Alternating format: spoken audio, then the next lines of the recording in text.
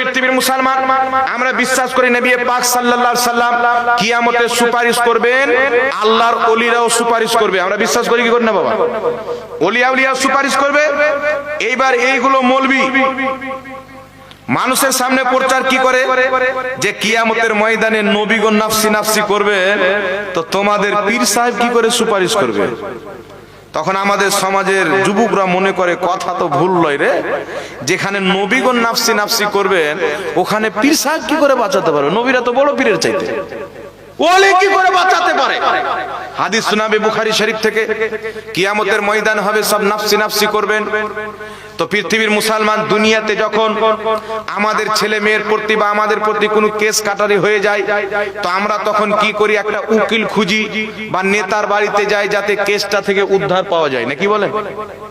তেমনি ভাবে কিয়ামতের কঠিন ময়দানে জাহান্নামের আযাব থেকে বাঁচার জন্য মুসলমান একটা প্ল্যান করবেন, চলো আমরা ওদের দরবারে যাই যারা বেশি আল্লাহর নিকটবর্তী, যাদের কথা আল্লাহ বেশি শুনবে। তো মুসলমানের আকীদা আল্লাহর সৃষ্টিতে সবচাইতে আল্লাহর নিকটবর্তী হচ্ছে নবীগণ, আম্বিয়াগণ, রাসূলগণ। তো তাদের নিকটে চলে যায়, যাদের দুয়া আল্লাহ ফিরিয়ে দেয় না, যাদের প্রত্যেকটা কথা আল্লাহ কবুল করে নেয়। এই আলোচনা করে আহলে সুন্নাত ওয়াল জামাত মুসলমানেরা ছুটবে নবীদের দরবারে। আর এখন যারা বলছে নবী কিছু উপকার করতে পারে না, এরাও লুঙ্গি তুলে দৌড়বে নবীর দরবারে। ফারিস্তা মারবে হাতুড়া জাহান্নামের। দুনিয়াতে নবীর সুপারিশকে অস্বীকার করে এখন নবীদের দরবারে যাচ্ছ, ভাগো, তোমাদের কপালে নবীর সুপারিশ নাই। সুপারিশ তো তারাই পাবে যারা দুনিয়াতে নবীকে সুপারিশকারী মনে করেছে। তেমন আলা হযরত বলছে, आज ले उनकी पनाह, आज मदद मांग उनसे, कल्ला मानेंगे कियामत को अगर मान गया। আজকে বিশ্বাস করতে হবে, নবীকে সুপারিশকারী মনে করতে হবে, তবে কিয়ামতে সুপারিশ পাবে। আর কিয়ামতে মানলে কোনো কাজে আসবে না। কিয়ামতে ইহুদি মেনে নিবে মুহাম্মাদের দ্বীন সত্য, খ্রিস্টান মেনে নিবে মুহাম্মাদের দ্বীন সত্য, হিন্দু মেনে নিবে মুহাম্মাদের দ্বীন সত্য, শিখ মেনে নিবে মুহাম্মাদের দ্বীন সত্য, পারসি মেনে নিবে মুহাম্মাদের দ্বীন সত্য। আরে কিয়ামতে নবী পাককে সুপারিশকারী মনে করবে। আর এটাকে কিয়ামতে বিশ্বাস করা ইহুদিদের চরিত্র, আর দুনিয়াতে নবী মুস্তাফাকে সুপারিশকারী মনে করা এটা আবু বকর সিদ্দিকের আকীদা, উমর ফারুকের আকীদা, বাগদাদের গাউসের আকীদা, আজমিরের খাজা মঈনুদ্দিনের আকীদা। এইজন্য পৃথিবীর মুসলমান সবাই যাবেন কিয়ামতের ময়দানে। আল্লাহু আকবার কবিরা। আদম নবীর দরবারে চলে যাবেন। আদম আলাইহিস সালাম বলবেন, ইযহাবু ইলা গায়রি, অন্য কারোর কাছে যাও, এই কাজ আমি করব না। নবীগণ ফিরিয়ে দিবেন। শেষের দিকে সবাই যাবে কোথায়? ঈসা নবীর দরবারে যাবেন। ঈসা আলাইহিস সালামকে বলবেন, আপনি মুর্দাকে জিন্দা করতেন, আপনি অসুস্থ ব্যক্তিদেরকে শেফা দান করতেন, অন্ধদের চোখের জ্যোতি ফিরিয়ে দিতেন আল্লাহর হুকুমে। তো আপনি আমাদের সুপারিশ করেন, এত পাওয়ার ক্ষমতা আল্লাহ আপনাকে দান করেছেন। তো হযরতে ঈসা আলাইহিস সালাতু ওয়াস সালাম বলবেন, ইদিক উদিক গিয়ে কাজ হবে না। আজ যদি কেউ, আজকে আল্লাহ জব্বার হয়ে আছে, আজ আল্লাহ কাহারিয়াতের দরজাকে খুলে রহমানিয়াতের প্রতি পর্দা ঢেলে আছে। আজ যদি কেউ আল্লাহ পাককে রাজি করতে পারে, তোমাদের সুপারিশ করতে পারে, তো মুহাম্মদ রাসূলুল্লাহ করতে পারবে। ওই কিয়ামতের মাঠে আমার আপনার নবী বলছেন, বুখারী শরীফের হাদিস, সব মুসলমান ছুটে নবী মুস্তাফার দরবারে যাবেন। আল্লাহ নবীর দরবারে যখন উপস্থিত হবেন, ইয়া রাসূলুল্লাহ, ইয়া হাবিবাল্লাহ, আপনি ছাড়া আর কোনো রাস্তা নাই, আপনি ছাড়া বাঁচার কোনো পথ নাই। আমার আপনার নবী বলবেন, আনা লাহা, এই জন্য তো আমি আছি, আমার নিকটে চলে এসো। পৃথিবীর মুসলমান আলা হযরত বলতেছেন, কি বলতেছেন? ওড়কর জব ও নূরি চাদর আएंगे, সারে महशर का নকশা বদল जाएगा। আমার নবী মুস্তাফা যখন নূরানি চাদর গায়ে দিয়ে হাসরের ময়দানে চলে আসবেন, পুরো হাসরের নকশাটাই চেঞ্জ হয়ে যাবে। দুঃখিত উম্মতি খুশি হয়ে যাবে। মাথার উপরে সূর্য, জমিন হবে তামার, পিপাসায় কলিজা ফেটে যাবে, মাথার মগজ আপনার শুকিয়ে যাবে। এমনি সমাতে আল্লাহ কুরআন পাকে কি বলেছেন? ইন্না আ'তাইনাকাল কাউসার, নিশ্চয় নবী আমি তোমাকে কাউসার দান করলাম। ওই কিয়ামতের ময়দানে আমার নবী মুস্তাফা নিজের হাতে নিজের উম্মতকে কাউসারের পানি পান করাবে। যেই পানি দুধের চাইতে বেশি সাদা, মধুর চাইতে বেশি মিষ্টি, একবার যে পান করে নিবে কিয়ামতে দ্বিতীয়বার পিয়াস লাগবে না। পৃথিবীর মুসলমান, নবীর হাতে হাউজে কাউসারের পানি কখন পাবেন? যখন আপনি ঈমান নিয়ে কবরে যাবেন, বদ আকীদা থেকে বাঁচবেন, নবীর দুশমনকে দুশমন মনে করবেন, নবীর বেয়াদবকে বেয়াদব মনে করবেন, তখনই কিয়ামতের মাঠে নবী পাকের হাতে হাউজে কাউসারের পানি পাবেন। আল্লাহ নবী মুস্তাফা সাল্লাল্লাহু আলাইহি সাল্লাম বলছেন, আমি কিয়ামতের মাঠে সিজদাতে পড়ে যাব, সিজদাতে পড়ে যাব। নবী পাক কিয়ামতের মাঠে সিজদা করবেন, আমার নবীর একটি সিজদার দাম এত হবে, ওই একটা সিজদাতে নিজের সমস্ত উম্মতকে বক্সে জান্নাতে নিয়ে চলে যাবে। এর জোরে হবে না সুবহানাল্লাহ? রাসূল পাক সিজদাতে পড়ে আছেন, আল্লাহ পাক ওই সময়তে আমার নবীকে একটা তাসবিহ শিখাবেন, যেই তাসবিহটা রাসূল পাক পাঠ করবেন, আল্লাহ পাক বলবেন, বুখারী শরীফের হাদিস, ইয়া মুহাম্মদ ইরফা রাসাকা, এ মুহাম্মদ মাথা তুলো, তুমি যার শাফাত চাইবে তাকে বক্সে দেওয়া হবে, তুমি যা চাইবে তোমাকে তাই দেওয়া হবে। এই পৃথিবীর মুসলমান, ওই একই কিয়ামতের ময়দান যেখানে আদম নাফসি নাফসি করছেন, ইব্রাহিম নবী আছেন, মুসা নবী আছেন, প্রত্যেক নবী ওই কিয়ামতে তাকিয়ে আছেন, আজ খোদাকে রাজি করব, কিন্তু খোদা তাকিয়ে আছেন আমার নবীকে রাজি করব। সব নবী বলছেন, খোদা তুমি রাজি হয়ে যাও, আর আমার খোদা বলছেন, মুস্তাফা তুমি যা চাইবে তোমাকে তাই দেওয়া হবে। তাই আলা হযরত বলছেন, খোদা কি রাজা চাহতে हैं तो आलम খোদা চাহতা है রাজায়ে মুহাম্মদ। সারা পৃথিবী চাই খোদাকে রাজি করব, আর খোদা চাচ্ছে কিয়ামতের মাঠে আমার নবী মুস্তাফাকে রাজি করব। এটা জোরে হবে না সুবহানাল্লাহ? আল্লাহ কুরআন পাকে বলেছেন, ওয়ালা সাউফা ইউতিকা রাব্বুকা ফাতারদা, হে নবী আমি আপনাকে এত দিব, এত দিব, আপনি রাজি হয়ে যাবেন, এত দিব আপনি রাজি হয়ে যাবেন, এত দিব আপনি রাজি হয়ে যাবেন। তো আমার নবী কত নিয়ে রাজি হবেন? আমার নবী সোনা নিবেন না, আমার নবী চাঁদি নিবেন না। পৃথিবীর মুসলমান, যদি আমাদেরকে কেউ বলতো আপনি কি নিয়ে রাজি হবেন, যা নিবেন তাই দিব, তো আমরা বলতাম বহরমপুর শহরে 3 তলা বাড়ি, একটা গাড়ি চাই না, কি বলেন? কলকাতায় গাড়ি চাই, যারা বেশি বড় ভিআইপি আছে বলে আমেরিকার ভিসা চাই, বিভিন্ন জিনিস চেয়ে নিতাম। কিন্তু আমার নবীর পায়ের তলাতে কত হাজার দৌলত ঘুরে বেড়ায়।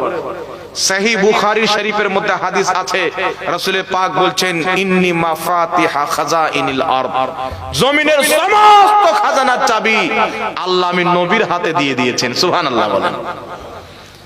রাসূল পাক সাল্লাল্লাহু আলাইহি সাল্লাম বলছেন, ইয়া আয়েশা তো লাউ সিরতু লাসারাত মাই জিবালুজ যাহাব, আয়েশা আমি যদি চাই আমার পিছন পিছন সোনার পাহাড় চলবে। নবী উহুদ পাহাড়কে ইশারা করে দিলে সোনায় পরিণত হয়ে যাবে।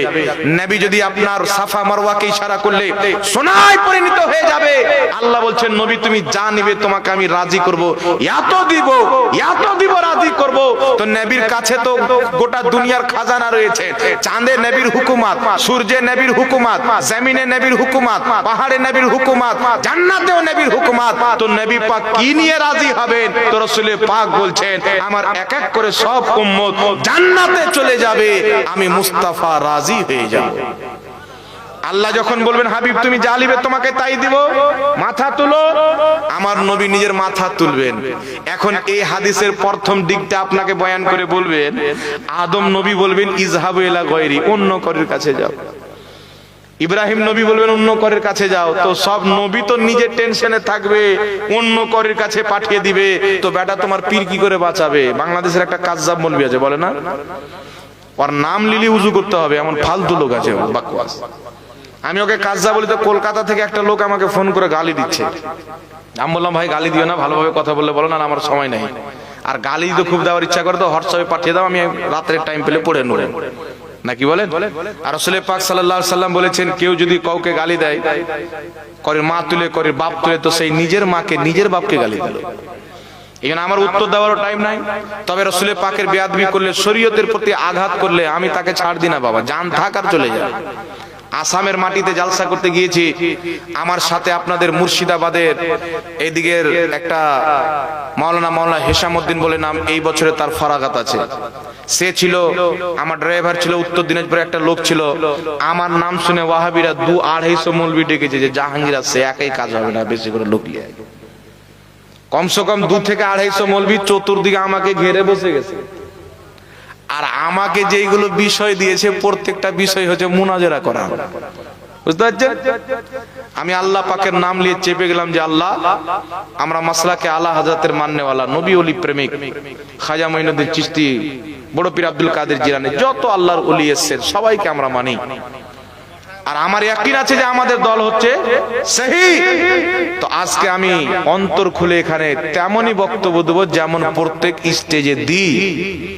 আর যদি আমরা সহি থাকি আলহামদুলিল্লাহ, তো ইনশাআল্লাহ এখান থেকে আমরা জিতে যাব। বক্তব্য তো আল্লাহর নাম নিয়ে চালু করলাম বাবা।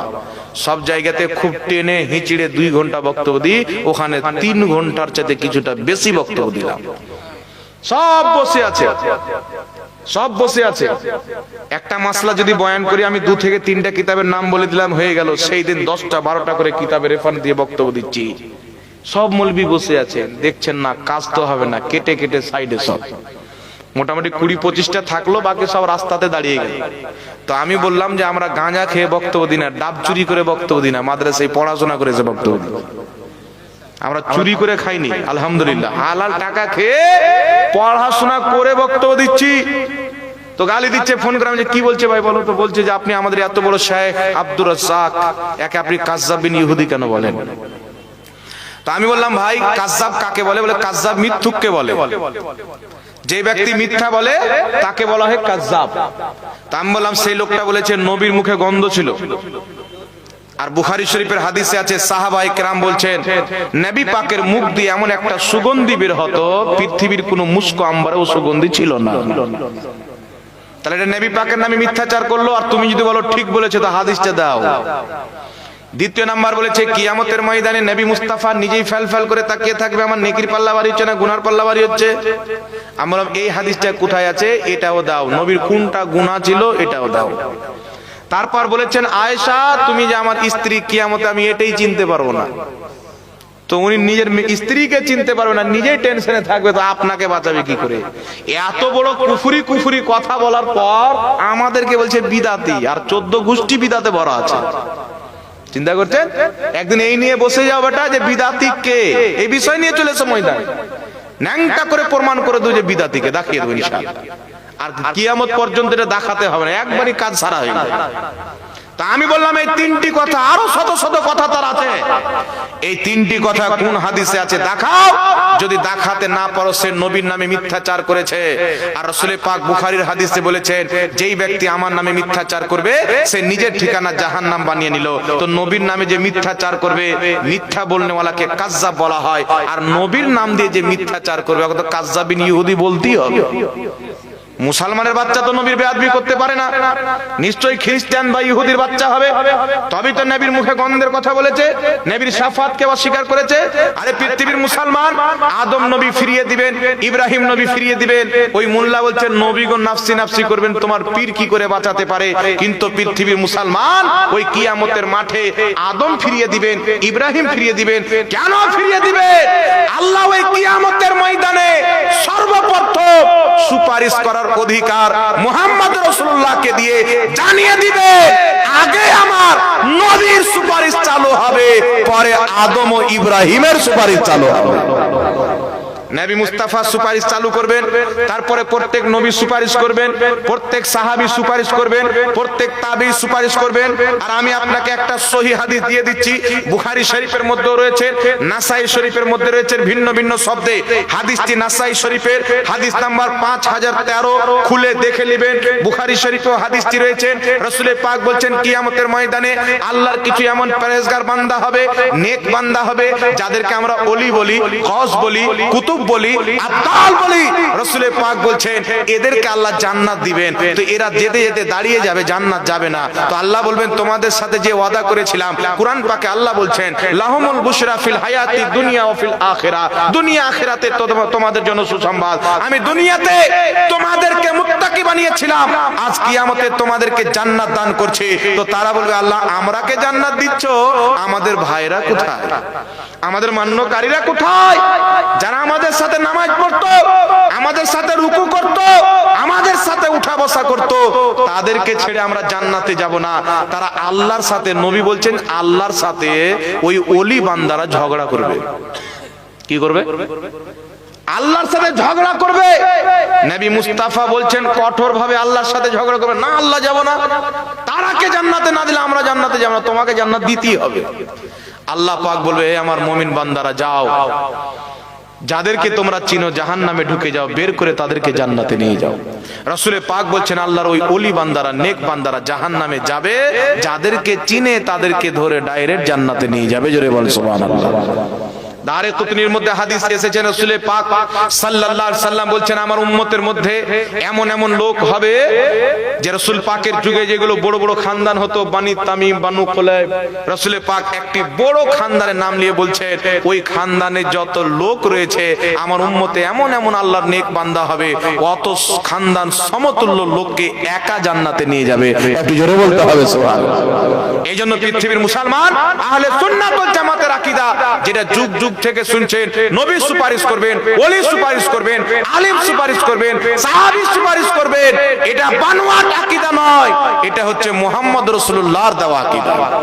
আর যারা নবীর দেওয়া আকীদাতে মানে তারাই হলো আহলে সুন্নাত ওয়াল জামাত।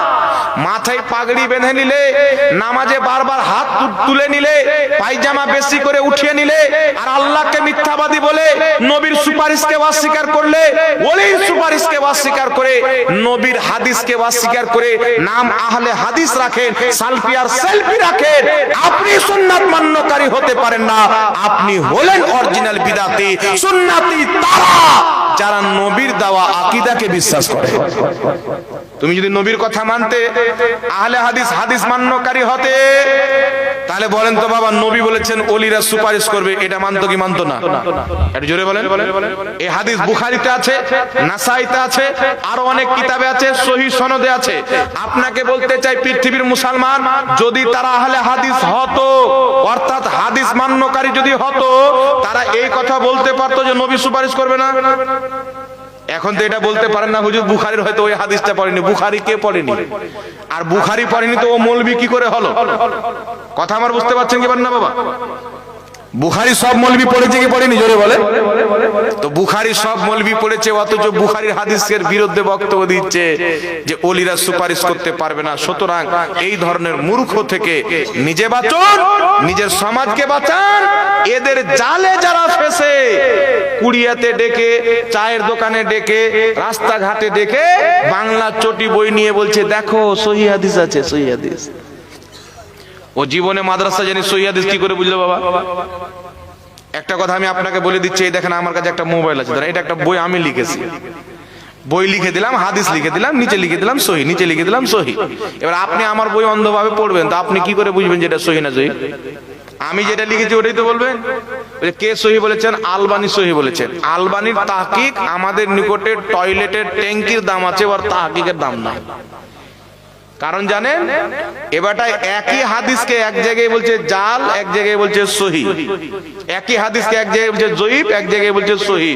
ওর নিজেরই মাথার তার কাটা ছিল, তো ওর তাহকিক তারাই মানবে যাদের তার কাটা থাকবে। কথা বুঝতে পারছেন? এই জন্য আল্লাহ পাক আমাদেরকে আহলে সুন্নাতুল জামাতের প্রতি কায়েম রাখুক। সকলে পড়েন আল্লাহুম্মা আমিন। তো নতুন নতুন ফিরকা বের হবে, আর যারা নতুন বের হবে তারা কোরআন হাদিস বেশি বলবে, বুঝতে পারছেন? কিন্তু কোরআন হাদিস তো বলবে, মানা মতলব নিজের আব্বার ঘরের করবে। এই জন্য যেটা যুগ যুগ থেকে চলে আসছে একটি জামাত, আহলে সুন্নাতুল জামাত, ওই জামাতের প্রতি কায়েম থাকেন। রাসূল পাক বলেছেন, আমি দেখতে পাচ্ছি অতি শীঘ্রই তোমাদের প্রতি এত ফিতনা নাজিল হবে যেমন বৃষ্টি নাজিল হবে। সাহাবা বলছেন, হুজুর এমনি সময়তে আমরা কি করে ঈমান বাঁচাবো? রাসূল পাক সাল্লাল্লাহু আলাইহি ওয়াসাল্লাম বলেছেন, যেটা সবচাইতে বড় জামাত হবে সেই জামাতই কায়েম থাকবে।